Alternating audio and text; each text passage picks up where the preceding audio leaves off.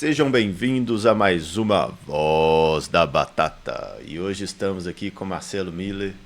Ele é um batateiro de coração, de alma, de muita história. Mais um episódio da Voz do Batateiro, onde a BIM traz histórias aí de pessoas que trabalham, que vivem a batata no dia a dia. Marcelo, seja muito bem-vindo. Obrigado aí pela sua participação.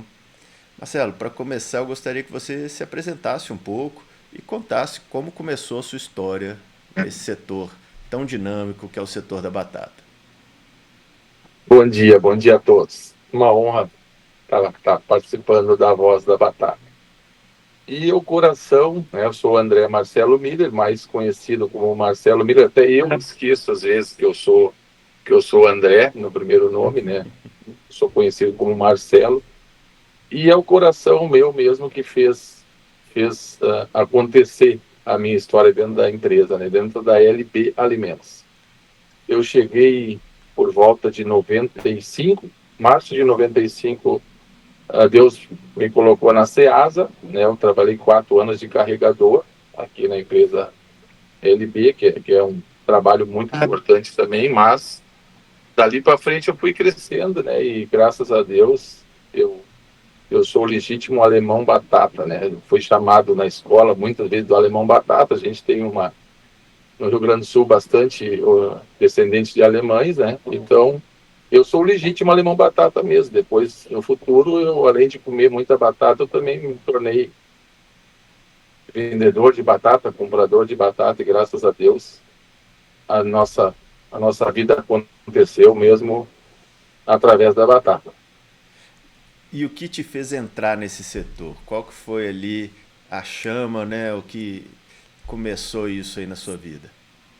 Cara, na verdade foi ocasião mesmo, né? Eu fiz curso técnico de mecânica e manutenção, fiz Senai aqui no Rio Grande do Sul. E aí, por uma oportunidade assim de trabalhar por alguns momentos, né, aumentar a renda, eu vinha trabalhar na Ceasa. E como carregador na Ceasa, eu ganhava mais numa semana do que eu fazendo estágio, né, do meu curso técnico lá, que é mecânico de manutenção. Então, primeiramente foi por isso, né? Financeiramente foi o que me trouxe até a Ceasa. E a gente viu muita oportunidade. Na época, eu trabalhava aqui na LB, carteira assinada, tudo certinho, né? Assinei a carteira e eu tinha oportunidade dentro da Ceasa, de volta e meia, depois do horário, descarregar caminhão de outras pessoas, de outras empresas, e aquilo ali fazia a minha renda aumentar bastante. Então, primeiramente, foi isso que fez eu ficar dentro da Ceasa, e também a gente enxergou na empresa LB um potencial muito grande de crescimento. Na época, ela era uma empresa muito mais familiar, uma empresa menor, né? E, e a gente percebeu que estava no lugar certo e que a gente poderia crescer. E foi o que aconteceu comigo. A gente foi mudando de setor. A gente trabalhou, como eu falei ali, de carregador inicialmente, depois eu ajudei no fechamento de estoque, depois eu ajudei no financeiro da empresa, como auxiliar financeiro. E aí, em algum momento que eu não pude, infelizmente a gente sofreu um assalto quando eu estava no financeiro, né? Fazia banco e coisa, aí eu sofri um assalto e ali eu não quis mais trabalhar no financeiro. Aí até pedi para sair da empresa na época, fiquei bastante assustado. Foi um dos momentos críticos meus dentro da empresa, mas graças a Deus o André, que é o sócio majoritário, e o seu Luiz pediram para mim ficar, né? E eu mudei de setor, aí eu fui para o comercial, que é onde realmente eu estava no setor que fazia mais sentido para mim e que foi o setor que me desenvolveu na empresa, né? Então, dali para frente, eu comecei a crescer numa escala rapidamente, né? E depois virei gerente comercial e hoje eu também sou um dos sócios da empresa, né? Graças a Deus eu consegui crescer e o André e o seu Luiz também me ajudaram bastante, que me deram a oportunidade de hoje eu ser um dos sócios da empresa. Bacana, história muito bonita. E hoje, vocês, LBI, Marcelo, quais são as principais atividades de vocês no dia a dia aí? Com o que vocês trabalham? Tanto batata ou outro setor do agro? Tem alguma outra atividade?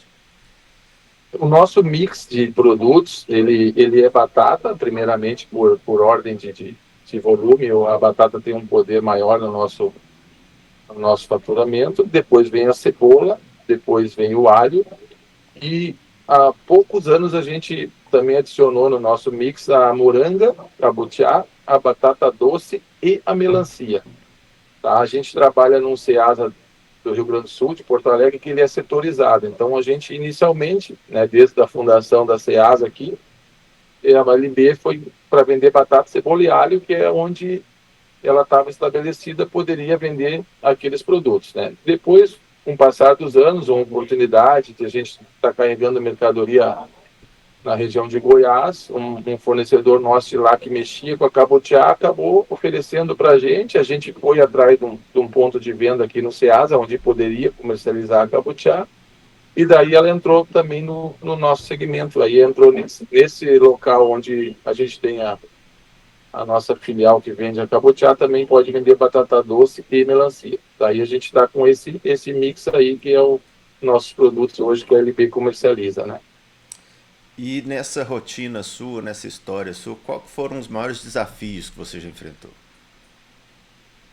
Cara, o desafio nosso maior é estar sempre na frente, né? A gente tem uma empresa tradicional na Ceasa e a gente está tecnologia sempre o que a gente está vendo em outros mercados, em outros lugares, como São Paulo, que é uma referência muito grande, a gente tenta trazer para o Rio Grande do Sul. Então, o nosso desafio maior é estar sempre à frente. Né? Quando ninguém fazia o estoque no papel, lá em 98, 2000, a LB fazia. Quando a gente viu que aquilo ali já não era mais, não atendia mais as nossas demandas, a empresa foi crescendo, né, o volume aumentando, aquilo ficou precário. A gente foi atrás de sistemas, né? Hoje a gente tem 4 sócios na empresa, cada um busca um entendimento melhor em algumas coisas. Eu sou, como eu falei, o comercial, mas tem o Wagner, que é meu irmão, que hoje ele é financeiro e também cuida da tecnologia, né? Está sempre atrás de sistemas novos, mais modernos. Então, hoje, a LB ela precisa estar na frente do que a gente tem no Rio Grande do Sul e tentar ser referência. Então, o desafio maior nosso é esse, estar sempre à frente com frota de caminhão boa, ter os melhores funcionários. A gente costuma valorizar o funcionário nosso mesmo, carregador, pessoal do faturamento, pessoal do financeiro, tenta sempre buscar o melhor profissional, né? Isso também tem um custo maior, mas a nossa meta é essa, ter sempre o que tem de melhor, assim como também buscar os melhores parceiros, né? Os melhores produtores, pessoal que também está profissionalizando também, tem mais volume para a gente mexer. Então, o nosso desafio maior é esse, né? Entendeu? Hoje também a questão de mão de obra, né? Se a gente não valorizar o funcionário, como está muito ruim de mão de obra, a gente acaba ficando sem, né? Então, hoje, para crescer, a gente tem que pensar desde o início lá do RH, do pessoal, ter os melhores funcionários, né? Remunerar eles dentro do que é a média para cima, né? Nunca pensando em querer baratear esse custo aí, que depois ele no final, o que é barato acaba custando mais caro. Então, o nosso desafio maior é esse, né? Ter as melhores pessoas dentro do quadro de funcionários e os melhores parceiros comerciais, né? A gente também tem um desafio muito grande de aquele cliente que é bom, que a gente tem no nosso visor ali como cliente bom, que financeiramente cumpre com compromisso. A gente tem uma meta de não deixar ele sair da empresa sem comprar. Então, nosso desafio maior é esse. A gente tem um número muito grande de clientes e a nossa meta é deixar eles dentro da empresa. Bacana. E você citou aí essas mudanças tecnológicas. Quais foram as principais mudanças tecnológicas que você viu nessa história sua aí no setor de mais de 20, 30 anos? Cara, eu me lembro como se fosse hoje, no 1º de janeiro, dia 2 de janeiro, possivelmente, sei lá, não vou lembrar agora de 98, 97, quando as notas fiscais eram todas à mão, né? Aquele talão de nota ali à mão, e o seu Luiz ainda, que é o sócio fundador, fazia parte da empresa, e o André. né, que é meu sócio majoritário, também cuida muito dessa parte aí de inovação, está muito preocupado com a gente estar sempre à frente, né, da concorrência, do restante dos concorrentes. Ele instalou um programa na época que hoje ninguém mais tem, né, básico, de nota fiscal, né, e ele não funcionou naquele primeiro momento. E o seu Luiz e o pessoal corria para um lado e para o outro, e trancando, e não conseguia tirar nota, e aquilo ali foi um caos. Tudo que tu começa gera um desconforto até tu aprender, mas então teve esse momento que foi muito, assim, até divertido, né, da gente começar um sistema de tirar num computador, ter nota fiscal, né, e a gente até, senhor Luiz, e a gente pensou até em dar um passo para trás e voltar para a nota, e o André, não, vamos seguir que vai dar certo, e assim vai, né, como o Ceasa, a gente começava a trabalhar na época 2, 3 da manhã, então qual técnico ia te atender aquele horário para talvez te dar uma atenção ali o que não estava saindo certo, né? E esse foi um momento. E depois a gente, há 10 anos atrás, implantou também um sistema, um aplicativo de vendas no tablet, no telefone. A gente já tem, acho que há mais de 10 anos, já faz uns 15 anos já que a gente já tem, onde era uma coisa nova também para o Rio Grande do Sul, né? E a gente tínhamos, na época, ainda tem um vendedor ainda na época que começou a trabalhar aqui também em 95, 96, com maior dificuldade, né? Pessoas acima de 50 anos ou acima de 40 anos, com dificuldade de entender que a tecnologia veio para ajudar, né? E a gente pensa que não vai dar para trabalhar, que a gente não vai conseguir, mas esse foi 2 momentos, um da primeira nota tirada no computador, né? E quando a gente também implantou um novo sistema aqui, que na verdade até hoje a gente trabalha com esse sistema, só adaptamos ele, ano a ano a gente vai adaptando alguma coisa, alguma mudança, né? Então, na tecnologia foi esses 2 momentos aí que foi um divisor de águas, onde a gente quase perdeu, na época, alguns vendedores, porque eles entendiam que não iam conseguir largar a caneta e o talão no bloco de venda, né? Eles não iam conseguir fazer no tablet, mas graças a Deus eles seguiram trabalhando, depois viram que aquilo ajudou a gente, né? Hoje não tem como, né? A gente, na época, dava entrada na mercadoria num sistema, numa planilha de Excel, e tinha que anotar o que tu ia vendendo um a um, né? E depois, no final, tu nunca sabia exatamente o que tinha em estoque para vender, né? Hoje em dia, o sistema nos ajuda bastante. Às 4 da manhã a gente dá entrada na mercadoria, trabalha o dia, a hora que faltou a mercadoria, o sistema te avisa, né? Então, hoje, mesmo a gente tendo os melhores clientes, muitas vezes, às vezes, algum tem algum boleto em aberto, no nosso sistema de venda, tu não consegue tirar o pedido, né? Então, muitas vezes, não só para estoque, para controle interno, mas também para a gente ter assertividade e não gerar um pedido para um cliente que daqui a um pouco está inadimplente, né? Então, hoje em dia, o sistema nos ajudou bastante, até para... Eu sou da época que a gente ficava aqui para fechar um balanço de ano, às vezes 2 dias depois do dia 31 ali de janeiro, né? Porque tu tinha que pegar, somar valezinho de venda, um a um, somar entradas de mercadoria, somar. Hoje a gente fecha no dia 30 ali e já sabe o que tem tudo, já está tudo organizado, o fechamento, né? Não tem comparação, né? Não tem mais como voltar no tempo e fazer como se fazia antigamente, pelo contrário, a gente ainda pensa que tudo que oportunidade melhor a gente tem que ir atrás, né? Perfeito. E vamos falar um pouquinho, você falou do passado. O Rio Grande do Sul enfrentou problemas muito graves de enchente nos últimos anos. Como que foi isso? Isso chegou a impactar vocês no dia a dia? Conta um pouco dessa história. Cara, a enchente foi uma das piores coisas que aconteceu, né, no Rio Grande do Sul, acredito que na história, né? Eu acho que uns 80% dos nossos colaboradores aqui da nossa matriz, que é no Ceasa de Porto Alegre, sofreram com ela e perderam praticamente tudo. Porque o Ceasa ele é situado na região, em Porto Alegre, né? E é onde a gente teve uma enchente também em Porto Alegre, não foi totalmente, foi mais a parte ali mais próxima ao rio, né? Ao Rio Guaíba, que a gente chama, mas os funcionários nossos, quase que a maioria são de Canoas, que é a cidade mais próxima a Porto Alegre, é uma cidade muito grande também, onde tem bastante colaboradores. Então, Canoas ela foi atingida, eu acho que 70% da cidade. Né? E o 30% que não foi atingida é a parte mais nobre, né? A parte onde mora, né? Onde o pessoal do Ceasa trabalha geralmente é nos bairros mais populosos, nas vilas, né? O pessoal que sofreu bastante. Então, foi a parte mais triste, né?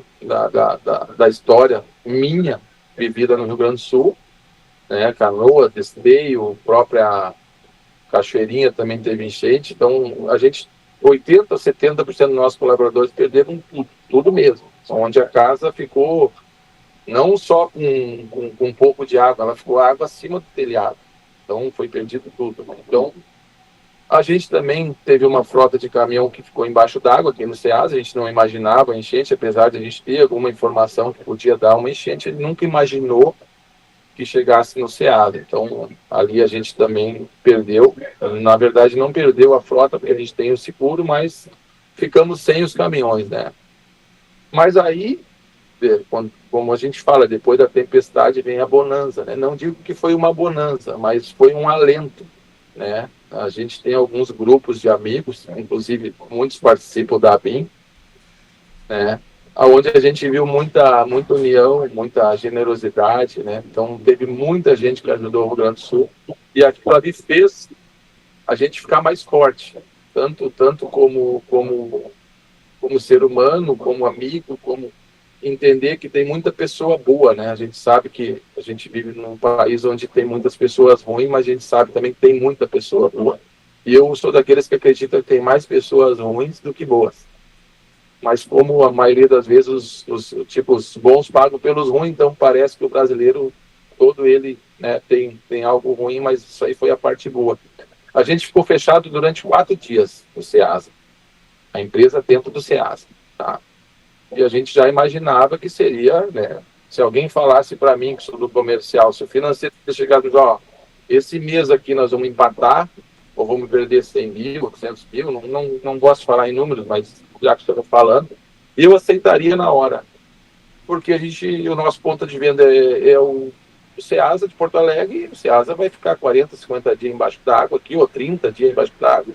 Nós não vamos trabalhar pelos próximos 2 meses.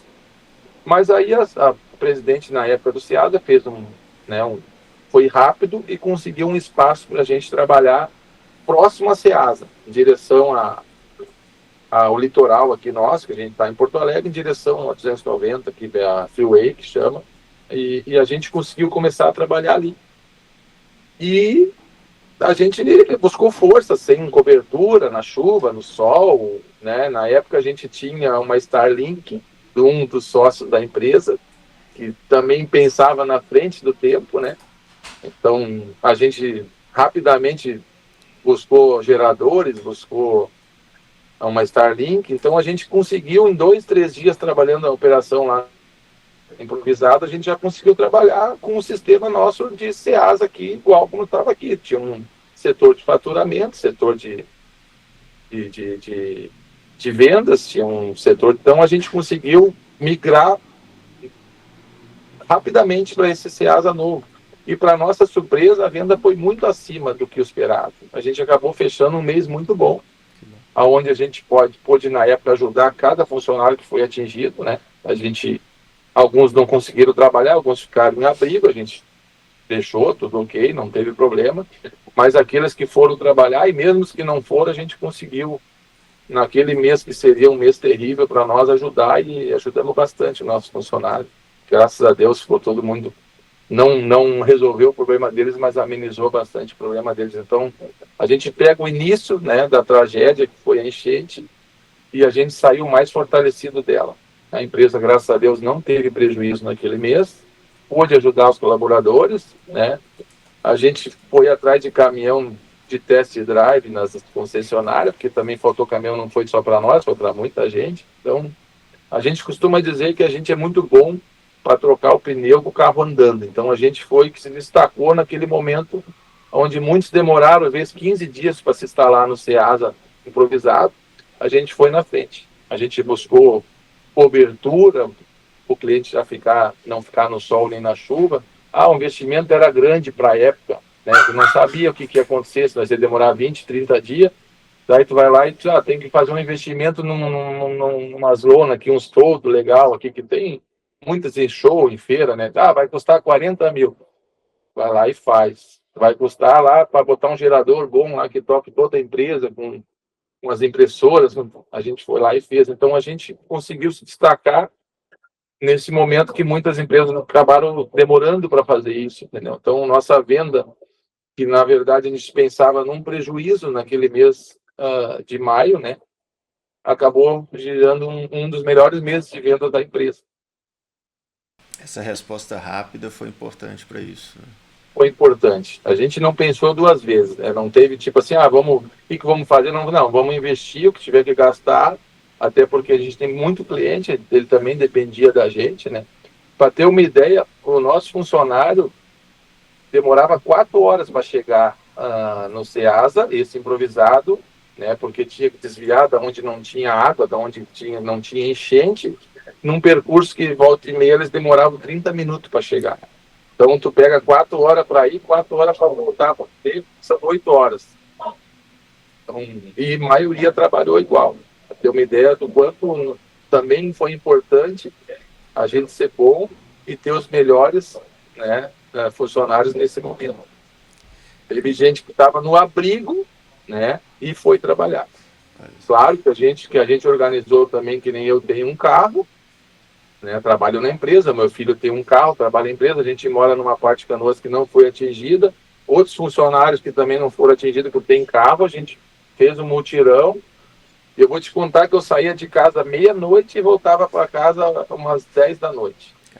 Eu saía meia-noite de um dia e voltava às 10 da noite. Claro que os nossos funcionários não faziam esse cargo horário, a gente dividia entre 2, 3 turmas, alguns até faziam horário maior, desculpa, cara. Alguns faziam horário maior do que o normal, mas na grande maioria minha, eu ficava ali de 15, 16 horas nesse Ceasa improvisado aí. E você falou de um ponto, né? As crises climáticas têm sido cada vez mais constantes, tem sido o normal, né? A norma, vamos colocar assim. E isso acaba dificultando o planejamento, dificultando a questão ali de organização da empresa, né? Não só no Rio Grande do Sul que teve esse problema, mas agora a gente está aí com esse, vai ter Laninha, não vai, o Laninha é fraco, mas vai ter o El Ninho, aí tem os Zecas. Como que você acha que tem que ser o trabalho hoje do batateiro? Qual que é o conselho que você daria para um batateiro, né, que está às vezes entrando no mercado ou que está há muito tempo, para ele lidar com esses altos e baixos do mercado? Falando diretamente como comercial da empresa, eu penso que tem que ter parceiros, né? Eu acho que ninguém consegue a vitória e ter vencer na vida como empresário, como empresa, sem ter parceiros. Então, o que é eu, como comprador da empresa, como comercial da empresa, busquei nesses anos? Tanto com o nosso fornecedor, tanto com o nosso cliente.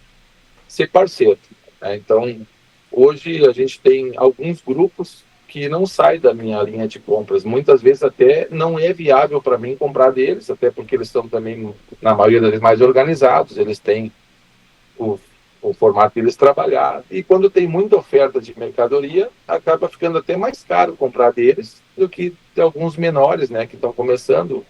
Muitos picaretas se aproveitam desse produtor em momentos de sobra de mercadoria. Eu costumo, não vou dizer que não pago às vezes mais barato, ou tenho que buscar alguma alternativa também para ser competitivo, mas eu busco não deixar de carregar daquele parceiro que eu sempre carreguei e que nunca me deixou na mão, tá? Porque a gente sabe que isso daí vai dar a volta. Então, tudo que está ruim hoje, um dia vai melhorar, e tudo que está bom, né, que a gente está bem, um dia vai piorar. Então, eu não posso pensar só no momento. Hoje, a gente tem aqui no Rio Grande do Sul uma super safra de batata, né? A gente está indo para a segunda safra muito ruim. Acabei de falar no nosso grupo aqui de gestores aqui que em algum momento alguém vai pagar essa conta, porque não faz sentido, né? o pessoal acordar cedo para trabalhar e trabalhar mesmo, que a gente sabe que o produtor trabalha muito, e chegar no final de safra ali, tu ter resultado negativo, não faz sentido, né? Então, a gente sabe que isso vai voltar. Então, eu penso que para tu vencer, né, trabalhando nesse ramo de atacadistas de batata que a gente tem que ter parceiro. Quando o teu fornecedor lá precisar, tu tem que ajudar, tem que dar a mão para ele, e tu sabe que quando é a vez dele ter 20 clientes para carregar e tiver só 10 cargas de batata, ele vai dar para ti, que é teu parceiro. Então, o meu foco é esse, trabalhar com parcerias. Então, toda a região produtora que eu trabalho, eu tenho um ou dois parceiros fiel que eu carrego diariamente, e aí tem mais alguns que a gente também costuma carregar. Né? Em relação a isso, entra a pergunta que tu fez. Tá muito ruim de comprar batata, que deu um problema grave em São Paulo, que é onde a gente carrega o segundo semestre todo, praticamente, né? Deu ruim em São Paulo. Eu tenho 3 ou 4 parceiros muito bons em Minas, que sabe que pela logística, pela lógica, quando não tem batata no Rio Grande do Sul, nem no Paraná, nem em Santa Catarina, eu vou carregar no lugar mais próximo, que é São Paulo. Mas ele está lá no meu radar, quando chove em São Paulo, ou dá algum problema climático em São Paulo, eu vou para Minas, assim como eu vou para Goiás. Então, essa questão de tu estar falando com o pessoal de Goiás, que muitas vezes a gente acaba comprando 2, 3 cargas num ano, é importante. E na hora que der uma zebra nesses outros lugares que tu está mexendo, tu vai para lá. Então, não deixa de conversar, mesmo que tu não carregue, tá sempre em contato. Esse é o meu segredo que eu uso para a gente ter mercadoria praticamente o ano todo, mesmo em momentos de problemas climáticos. E a gente sabe que mesmo assim pode faltar mercadoria para mim também. Daí o que eu faço?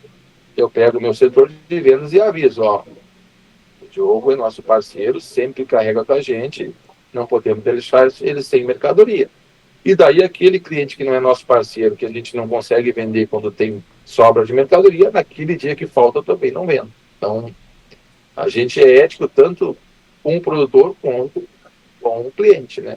Claro. Então, esse fator climático, a gente pensa que na hora que tá bom de comprar, que tem muita sobra, tu tem que manter os teus parceiros, porque tu vai realmente ter um resultado melhor na falta. Então, não adianta tu prevalecer na sobra, porque na hora que falta, tu fica desguarnecido daí, né? Então, Sim. essa é a minha dica aí para quem trabalha nisso aí.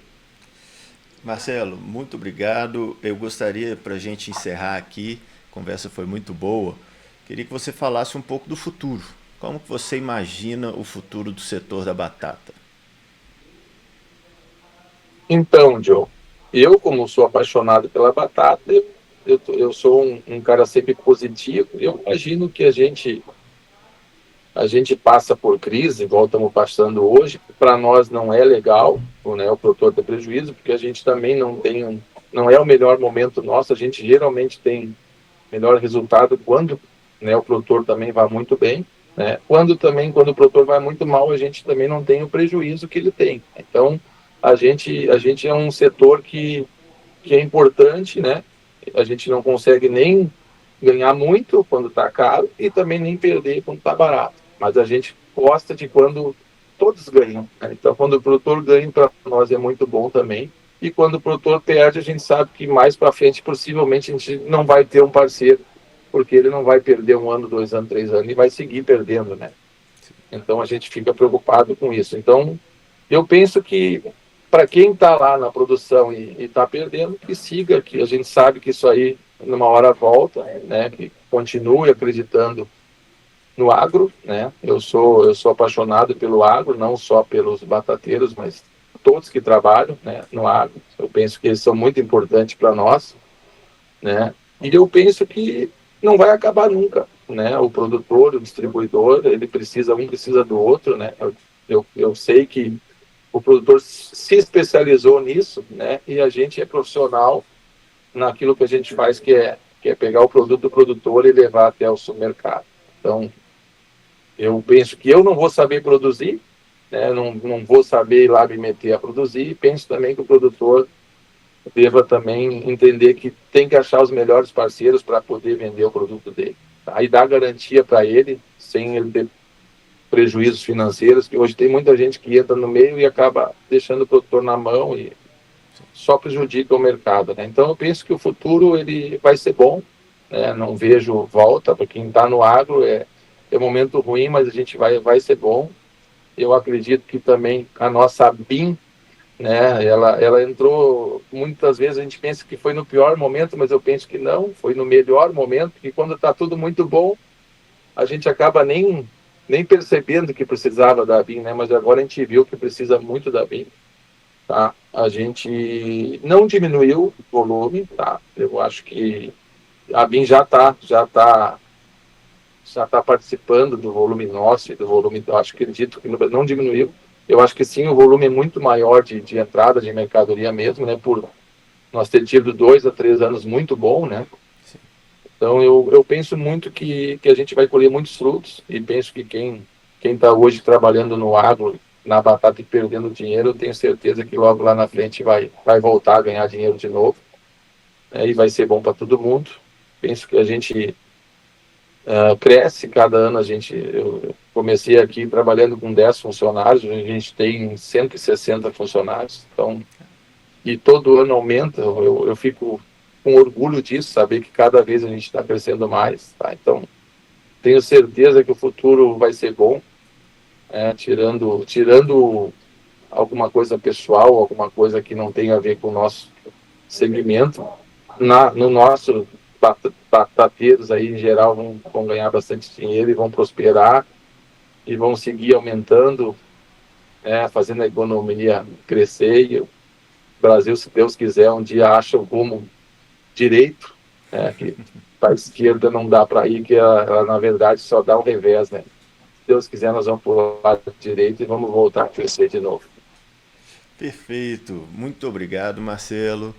Então vamos encerrar agora mais uma Voz da Batata com essa figura fantástica do setor, belíssimas experiências que você passou para a gente aí. Agradeço e até a próxima. Até a próxima. Obrigado aí pela oportunidade.